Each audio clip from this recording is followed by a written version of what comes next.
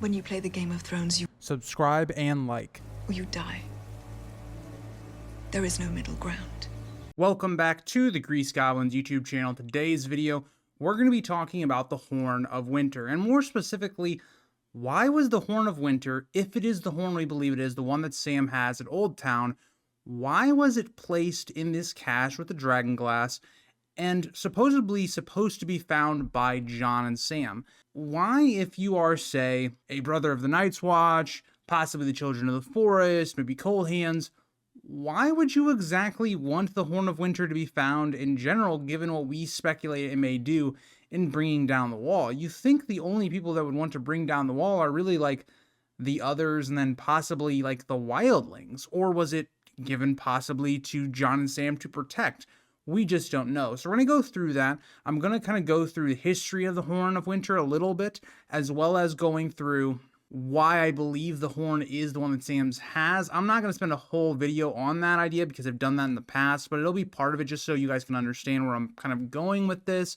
And then also maybe the future of the Horn of Winter and maybe some of the stuff we haven't discussed outside of just the broad idea of it bringing down the wall, or at least part of it. So let's go back. Let's look at the Horn of Winter and its origin. So the Horn of Winter is a very old, an ancient item that seems to go back all the way into the past with the Children of the Forest, possibly with the first men. And then you even think about the idea that it's already been blown before to wake giants from the earth. That's really interesting in terms of, we're always talking about the idea that it's supposed to bring down the wall, but it also seemed to have this other specialty as well that isn't really talked about either. Now, I want to point out this right away. Based upon the horn that Sam has, and we'll talk about that a little bit later on, I personally believe the Children of the Forest were involved, given the fact that it seems like magical qualities. You even think about the description of Sam's horn, it seems to be not as like fashionable as the one that Mance finds. It seems much more like performative, whereas the horn that Sam has is much more practical, but it also has like the vibe of being like an old relic or an old horn. I think the Children of the Forest were involved in building the horn, but the purpose of it is still eluding us because we have so few references to its actual history that George has left it kind of wide open. And maybe that is because he doesn't want to reveal some of the secrets that maybe Bran is going to find out in the Winds of Winter. So that's a little bit of its origin. You know, it was a horn that helped maybe wake giants. It was a horn that was created maybe as a threat in terms of the wall, if the wall was turned against the Children of the Forest, or maybe it was also related in terms of the others. If you're looking at maybe the pact between the Children of the Forest and the First Men, maybe the Horn of Winter could have also been involved as something of like a fail-safe if that alliance falls through. We just don't really know. And so as the years have gone on, the Horn of Winter has faded into legend, to the point that when we get to the main story, we know that Mance has been trying to find it. He's been trying to find this relic for, it seems like, a good amount of time, and that has been his primary focus, digging up these graves and looking for it. And we know from basically two different sources that Mance probably didn't find it. Ygritte says that Mance didn't find it, and Tormund says it's a fake later on in the series. But why is Mance wanting to find the horn in general? Mance is not trying to find the horn to bring down the wall. He's trying to find it to more or less let the wildlings come south without there having to be bloodshed. Exactly what he tells Jon when they have like their little meeting where Jon's trying to assassinate Mance. Mance tells Jon, we can bring down the wall, but I don't want to, because if I bring down the wall, then the others will be free to come south. There will be nothing stopping them. So he's trying to bargain with the horn. I'll give you the Horn of Winter to do with what you will. Destroy it, safekeep it, whatever, but you have to let us pass. And so that's the whole point of the Horn of Winter. It's kind of like this leverage that Mance can use. Now, something that gets really interesting is, if Mance really does believe he had the Horn of Winter, why didn't he use this to parlay with the Night's Watch initially? Like, there's no indication that he tried to reach out to the Night's Watch and go, okay, I have the Horn of Winter. If you don't let us through, I'm going to blow the horn. So does it seem like this Hail Mary effort that just at the end, like after Jon has proven that the Night's Watch can stick up to the wildlings and at least have them lose a lot of their people, then is he going to whip it out? I think that Mance knows the Horn of Winter that he believes he has is not the true Horn of Winter, just based upon the fact that he doesn't put a lot of emphasis on it until it's needed. Like, until something comes of it, that he would use it. Like, he doesn't seem forthcoming to try and bargain with the Night's Watch. I mean, he's sending Jon over the wall with a group of Thens and Egret's party, and they attack the castle, which on most circumstances would have won. So it's not like Mance was wanting to keep the Night's Watch established and have them defend the wall even when the wildlings passed by, because they were willing to kill everybody at Castle Black, more or less. So that's kind of my thing. Just, I don't think the horn that Mel then ends up burning when Stannis takes it from Mance and beats him is actually the Horn of Winter. I think it was just a performative horn. It was really, rare looking because of how big it was and how elaborate and beautiful it looked.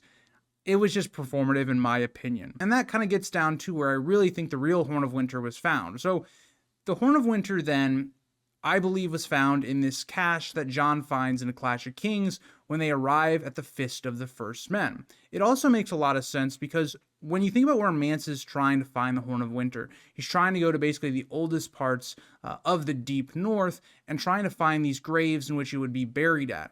Now, it's very symbolic, in my opinion, that Jon, along with Ghost, would dig up this cache placed upon more or less the slopes of the Fist of the First Men, one of the oldest and historical places to the Watch, but also of the deep north. It really is an on-the-nose idea. Like, as we're getting introduced to, oh yeah, Mance is trying to find the Horn of Winter in these graves, Jon also finds a horn basically dug up, and George puts a lot of emphasis on it. Jon himself even tries to blow this horn, but it doesn't emit any sound. It seems completely broken. So if it is broken, why does George have a lot of emphasis on it? Why does he have Jon and Sam keep this horn? And he even brings it up over and over again. I always compare it to Tyrrick Lannister because he's brought up basically every single book at least once or twice about what happened to him or, what's going on there. George has left that door open in his gardener style. Maybe he's going to do something with that, maybe not, but he's left the door open. The same is true with the horn that Jon and Sam find amongst this Dragonglass. We even get reference to it when Sam is in Bravos. He notes the horn that he still has that he and Jon found, and he currently has it at Old Town. Now, what's even more interesting is, compared to horns and the people that are known to associate with them, like, say, for instance, Tormund, he also is associated with horns. I talked about that in a theory about if Jon Snow is dead. The same is applied to Euron even more. Euron has already been shown to have a magical horn that he gives to Victarion in Dragonbinder. Whether it works or it doesn't, he has knowledge with that horn. And also, he's been shown to be somebody that is quite magical. It's said that he's gone to Valyria. He had a dragon egg that apparently he threw off of his ship. I don't think that happened. I think he paid a faceless man. But either way, Euron seems like the perfect character to mix with if this is the Horn of Winter that Sam does have. So again, assuming that Sam has the actual Horn of Winter that can awaken giants, maybe bring down the wall, or at least part of it, let's go forward with that. Because this isn't a video proving or disproving if that is the Horn of Winter. It's more of, if that is the Horn of Winter, why was it placed there? Because that's what really drives me a little insane. Because why would you give the horn to Jon and Sam when they don't know what it is? Especially when you think about the idea that Jon tried to blow the horn. So if it was simple of just like, oh, blow the Horn of Winter and this is what's going to happen, Jon would have done it unknowingly in A Clash of Kings. Why give it to them? And also when you think about it, if this is, a Night's Watch member, or if this is Children of the Forest, or this is Bloodraven and maybe some of his servants like Cold Hands or anything like that, why even let this be rediscovered? Why not burn it? Because you got to be thinking, the only way right now that it seems like it makes sense that the others could attack the south has to be with either a section of the wall coming down or them somehow maybe going around the wall. Because as of right now, we don't really know any other way for them to get through at this point. We know that there's been some stuff about the Night's King and all the stuff going on at the Night's Fort, that maybe there were sacrifices going on there. Maybe that holds the secret to the others getting south, but that seems unlikely at this point. Again, the main gate there is sealed, and only this magical gate can be opened by members of the Night's Watch, it would appear. So that doesn't seem to be true. So it seems like there needs to be some sort of breaking of the wall for there to be a true invasion of the others, and the Horn of Winter would pose the most sense for that to happen. So that begs the question, why would somebody give the Horn of Winter to Jon and Sam, because remember, Ghost is very unnatural in the way that he finds the horn. He is not responding to Jon. He's just basically making Jon follow him. And this is the thing you have to remember with Ghost. Ghost, at multiple points throughout the series, acts like he doesn't even understand what Jon is saying. Like, he's not under Jon's like control as a warg or anything like that. He seems to be under some other control. We see this, for instance, when Jon tries to desert the wall in the first book. Ghost is the one that gives him away, and Jon is not able to control Ghost at all.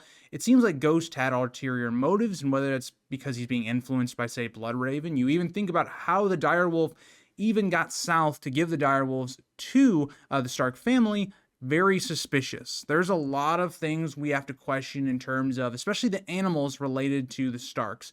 Even think about Mormont's Raven. It seems to be being controlled magically by one entity or another. I know Quinn put out a great theory about it possibly being Benjen, but it also would make sense if someone like Bloodraven was controlling that Raven, trying to send messages to Jon or influence events. For instance, Mormont's Raven is a huge reason that Jon is even elected to be Lord Commander in the first place. So there's a lot put on the idea that there's manipulation going on in the background, and that kind of all relates then to this Dragonglass and also the horn. Remember, without the Dragonglass, Samwell would have also died in a Storm of Swords, so it's really there for a specific reason, to help against the others.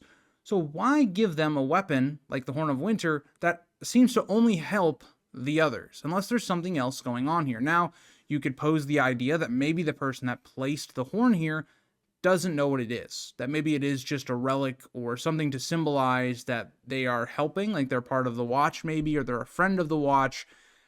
It's possible, but it just seems like, given, where it was placed at the Fist of the First Men and the importance of the Dragonglass, knowing that it can kill the others, it doesn't seem to be just by chance that this horn was left here and that they didn't know what it was.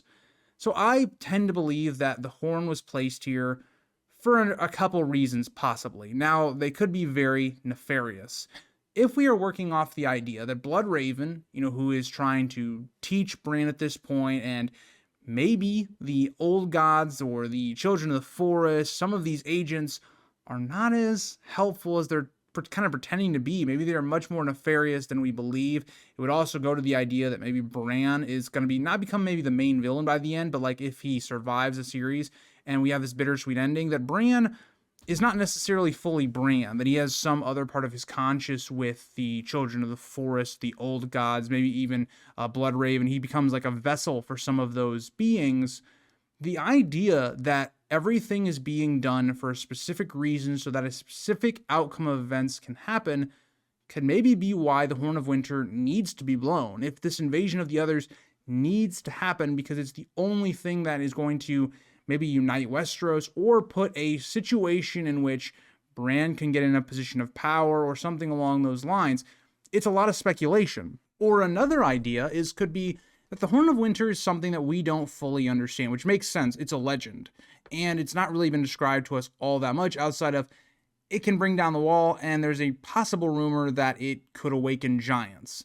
So the question is going to be, if there is something along the lines of the Horn of Winter and it's blown, what if it has some sort of positive effects or impacts that could be very beneficial, that could also circumvent the whole idea of part of the wall coming down? That, to me, is what I think could be really interesting. But as of right now, George has left the Horn of Winter to be this huge, big mystery. Now, we know fan art, for instance, for the cover of the Winds of Winter, the one I use all the time because it's the one that's, I think, the most iconic, where it has the Horn of Winter on it, or at least a horn on it in general. It seems like it's going to be a big focus of the Winds of Winter. It just has to be, because if George is going to do 2 books, if that is his plan, even though I think it makes more sense for there to either be 3 individual books left, or for Winds of Winter to be split into 2 books, there is going to have to be some sort of forwarding of the plot where the others have a way of getting south, so that the War of the Others can be the main focus of the last book.